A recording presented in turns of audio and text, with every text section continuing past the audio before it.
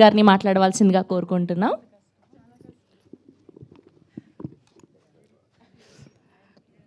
First of all ఇక్కడికి వచ్చేసిన producer Madhu గారికి, సంపత్ నంది గారికి, అశోక్ తేజ గారికి, నా తోటి ఆర్టిస్టులకి, మీడియా మిత్రులందరికీ అభినందనలు తెలియజేసుకుంటున్నా.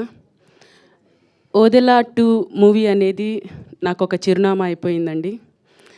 ఈ మూవీలో నాకు ఇంత మంచి అవకాశం ఇచ్చినందుకు సంపత్ నంది గారికి, అలాగే అశోక్ తేజ గారికి చాలా థ్యాంక్ యూ సార్. మూవీ చూస్తున్నంతసేపు కూడా చాలా ఎగ్జైటింగ్గా అనిపించింది. చాలా అంటే చాలా బాగుంది. శివుడు, మల్లన్న, ఆ భక్తి అనేది మనం అక్కడ ఫీల్ అవుతూ ఉంటాము.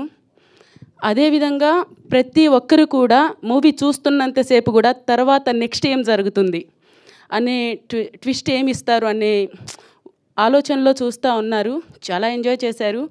నేను థియేటర్లో 2-3 టైమ్స్ ఒక 2-3 థియేటర్స్లో వెళ్ళి జనాలతో పాటు కూర్చొని చూశాను.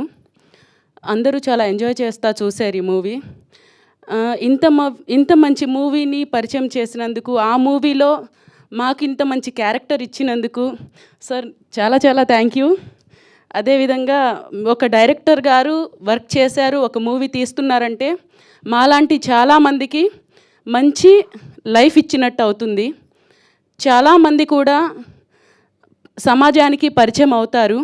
అలాగా నేను ఈ ఓదెలా 2 మూవీ ద్వారా ఇండస్ట్రీలో పరిచయం అయ్యాను.